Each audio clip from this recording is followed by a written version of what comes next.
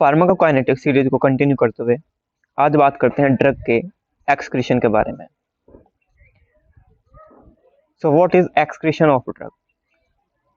किसी भी ड्रग या फिर उसके मेटाबोलाइट का बॉडी से बाहर निकल जाना ड्रग का एक्सक्रीशन कहलाता है। किसी भी ड्रग को लेने के बाद सबसे पहले हमारी बॉडी में उसका एब्जॉर्प्शन होता है, उसके बाद distribution, metabolism and last parameter is excretion. आज की इस वीडियो में हम एक्सक्रीशन को ही डिस्कस करने वाले हैं। अगर आपने अब से पहले एब्जॉर्प्शन, डिस्ट्रीब्यूशन और मेटाबॉलिज्म वाली वीडियो को नहीं देखा तो आप हमारे चैनल पर उस वीडियो को भी चेक कर सकते हैं।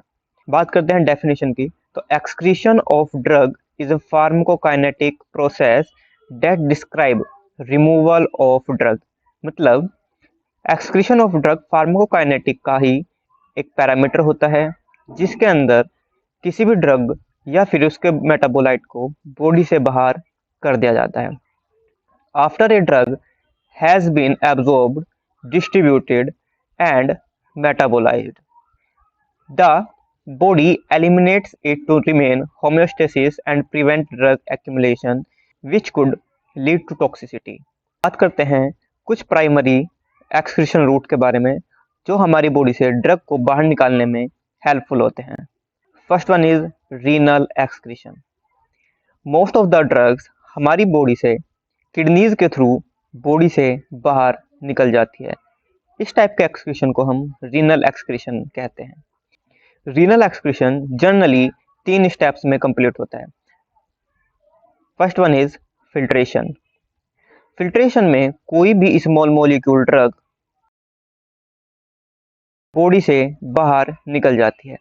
इसमें जनरली ऐसी ड्रग्स इंक्लूड होती है जिनका मॉलिक्यूलर साइज स्मॉल होता है, जिसकी वजह से ये ड्रग्स ग्लोमेरुलर कैपिलरीज से रीनल ट्यूब्यूल्स में एंट्री कर लेती है और वहां से यूरिन के फॉर्म में बॉडी से बाहर निकल जाती है। Next is reabsorption. रीअब्जॉर्प्शन में कोई ड्रग जिसका मॉलिक्यूलर साइज स्मॉल तो होगा लेकिन ये लिपिड सोल्यूबल होगी, जिसकी वजह से रीनल ट्यूब्यूल से ये ड्रग वापस से ब्लड स्ट्रीम में एंट्री कर लेती है और इसको हम रीअब्जॉर्प्शन कहते हैं। Next is secretion. इस टाइप के ट्रांसपोर्ट में चैनल्स एक्टिवली ड्रग्स को रीनल ट्यूब्यूल के अंदर एंट्री कराते रहते हैं, जिसकी वजह से हमारी बॉडी के अंदर ड्रग्स का एक्सक्रीशन इंक्रीज हो जाता है। इन सभी पैरामीटर्स को हम एक डायग्राम की हेल्प से समझते हैं। सपोज कोई भी स्मॉल मॉलिक्यूल ड्रग हमारे ब्लड के अंदर ट्रेवल कर रही है, जिसके बाद ये ड्रग एंट्री करती है बोमैन कैप्सूल के अंदर। बोमैन कैप्सूल के अंदर इन ड्रग्स का मॉलिक्यूलर साइज स्मॉल होने की वजह से ये ड्रग्स डायरेक्टली एंट्री करती है रीनल ट्यूब्यूल्स के अंदर, जिसे हम फिल्ट्रेशन के नाम से जानते हैं। Next is reabsorption. रीअब्जॉर्प्शन में कोई भी ड्रग मॉलिक्यूल जिसका मॉलिक्यूलर साइज तो स्मॉल होगा लेकिन साथ ही साथ ये ड्रग लिपिड सोल्यूबल होती है, तो ऐसी ड्रग्स को रीनल ट्यूब्यूल से वापस ब्लड कैपिलरीज, पेरीट्यूबुलर कैपिलरीज के अंदर भेज दिया जाता है, जिसे हम रीअब्जॉर्प्शन कहते हैं। Next is secretion. सपोज कोई ड्रग वाई हमारी बॉडी के अंदर प्रेजेंट है, तो ये ड्रग एक्टिवली पेरीट्यूबुलर कैपिलरीज से रीनल ट्यूब्यूल्स के अंदर भेज दी जाती है, जिसकी वजह से हमारी बॉडी के अंदर उस ड्रग का सिक्रीशन बढ़ जाता है और ये ड्रग रैपिडली हमारी बॉडी से एलिमिनेट हो जाती है। रीनल एक्सक्रीशन से अलग कुछ अदर सिक्रीशन भी होते हैं जो हमारी बॉडी को किसी भी ड्रग को एक्सक्रीट करने में हेल्पफुल होते हैं। इसमें second one is biliary excretion. Biliary excretion में हमारा लीवर इन्वॉल्व होता है। किसी भी ड्रग का मेटाबॉलिज्म होने के बाद ये ड्रग डायरेक्टली सिक्रीट कर दी जाती है टू द बाइल, जहाँ से ये बाइल हमारी स्मॉल इंटेस्टाइन के अंदर सिक्रीट होने के बाद फीसिस की फॉर्म में बॉडी से एलिमिनेट हो जाता है। एग्जाम्पल सिमवास्टेटिन, जो कि एक एंटी हाइपरलिपिडेमिक ड्रग है। सिमवास्टेटिन लीवर में मेटाबोलाइज होने के बाद डायरेक्टली बाइल के अंदर सिक्रीट कर दी जाती है, जिसके बाद ये बाइल स्मॉल इंटेस्टाइन में सिक्रीट होने के बाद फीसिस की फॉर्म में बॉडी से बाहर निकल जाता है और इस टाइप के एक्सक्रीशन को हम बाइलरी एक्सक्रीशन के नाम से जानते हैं। Next is gastrointestinal excretion. इस टाइप के सिक्रीशन में जनरली वो ड्रग्स इन्वॉल्व होती है जिनका एब्जॉर्प्शन जीआईटी ट्रैक्ट के अंदर नहीं हो पाता। ऐसी ड्रग्स को इंटेस्टाइन के अंदर ही सिक्रीट कर दिया जाता है, जिसके बाद ये ड्रग फीसिस की फॉर्म में हमारी बॉडी से एलिमिनेट हो जाती है। एग्जाम्पल साइलम, जो कि एक बल्क फॉर्मिंग लैक्सेटिव है। ये ड्रग हमारे जीआईटी ट्रैक्ट के अंदर एब्जॉर्ब नहीं हो पाती, जिसकी वजह से हमारी बॉडी फीसिस की फॉर्म में इस ड्रग को बॉडी से एलिमिनेट कर देती है और इस टाइप के एक्सक्रीशन को हम गैस्ट्रोइंटेस्टाइनल एक्सक्रीशन के नाम से जानते हैं। Fourth is pulmonary excretion. इस टाइप के एक्सक्रीशन में जनरली गैसियस और वोलाटाइल ड्रग्स ही रेस्पिरेटरी सिस्टम के थ्रू बॉडी से एलिमिनेट हो जाती है। एग्जाम्पल नाइट्रस ऑक्साइड, जो रेस्पिरेटरी सिस्टम के थ्रू हमारी बॉडी से एलिमिनेट हो जाती है। Fifth is sweating and salivary excretion.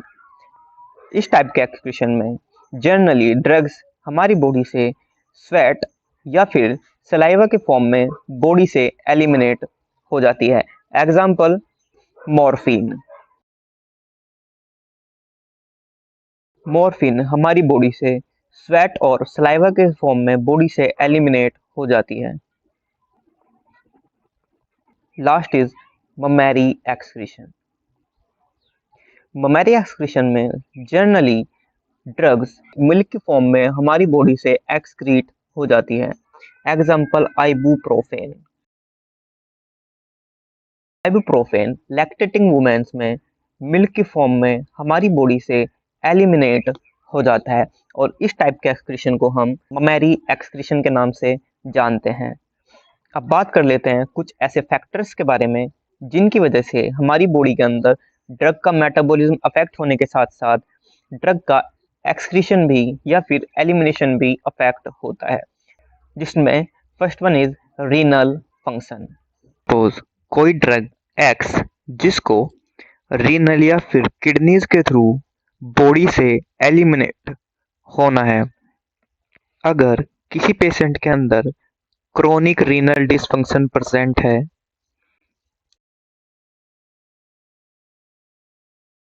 तो उसकी वजह से उस पेशेंट के अंदर ग्लोमेरुलर फिल्ट्रेशन रेट भी डिक्रीज होगा,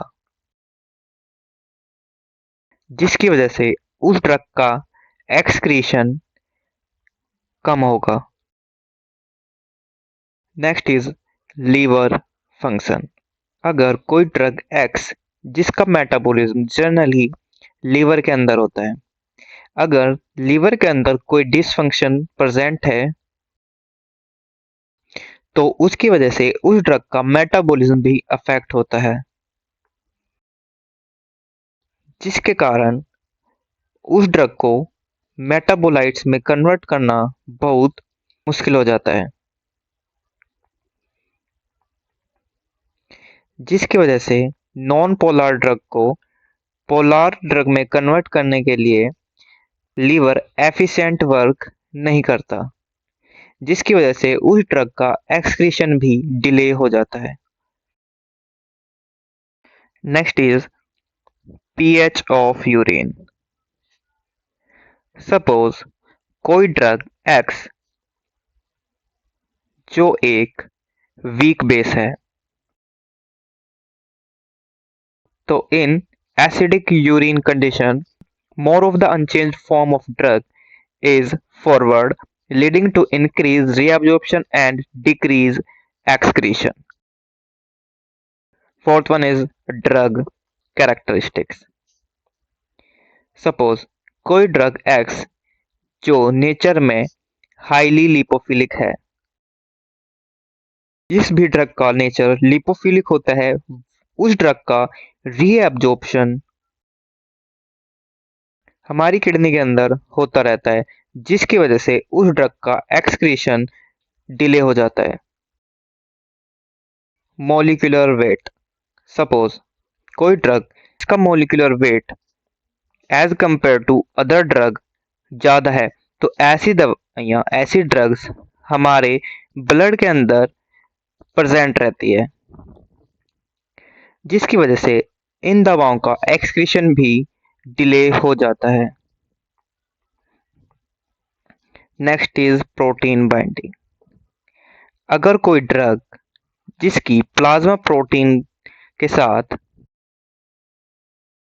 बाइंडिंग एफिनिटी ज़्यादा है, तो ऐसी ड्रग्स हमारी बॉडी के अंदर लंबे टाइम तक बनी रहती है, जिसकी वजह से उन दवाइयों का एक्सक्रीशन डिले हो जाता है। Next factor is age. Adultly patient के अंदर एज के अकॉर्डिंग उनके अंदर रीनल और लीवर डिसफंक्शन होते रहते हैं, जिनकी वजह से दवाइयों के एक्सक्रीशन पे भी उसका इफेक्ट पड़ता है और उन ड्रग का एक्सक्रीशन हमारी बॉडी में बहुत कम होता है, जिसकी वजह से वो ड्रग हमारी बॉडी के अंदर एक्यूमुलेट होती रहती है, जिसकी वजह से हमें उन दवाइयों की टॉक्सिसिटी देखने को मिलती है। Genetic factor. सपोज अगर किसी ड्रग को मेटाबोलाइज होने के लिए एक एंजाइम साइटोक्रोम P450 की नीड होती है, अगर इस साइटोक्रोम P450 के अंदर कोई भी जेनेटिक वेरिएशन आ जाती है,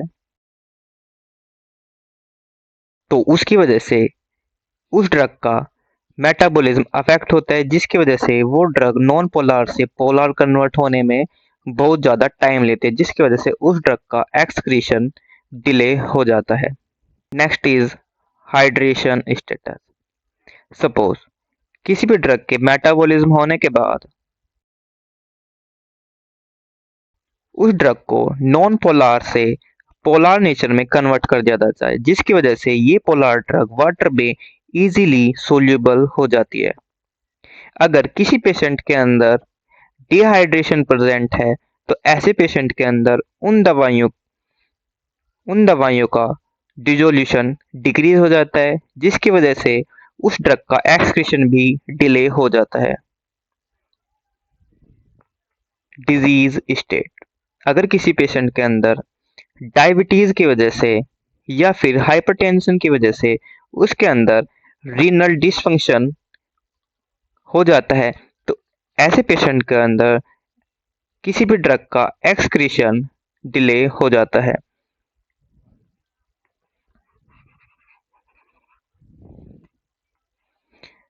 last one is drug interaction.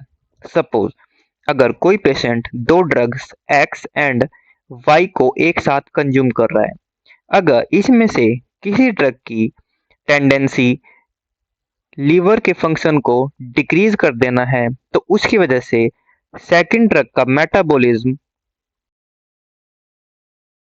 कम होता है, जिसकी वजह से उन दवाइयों का एक्सक्रीशन भी हमारी बॉडी से कम होता है, जिसकी वजह से वो ड्रग हमारी बॉडी के अंदर एक्यूमुलेट होने लगती है और इसी वजह से हमें उन दवाइयों का साइड इफेक्ट देखने को मिलता है। आज की वीडियो में बस इतना ही। ऐसी ही और मोर इन्फॉर्मेटिव वीडियो देखने के लिए subscribe to our channel and hit the bell icon for more updates.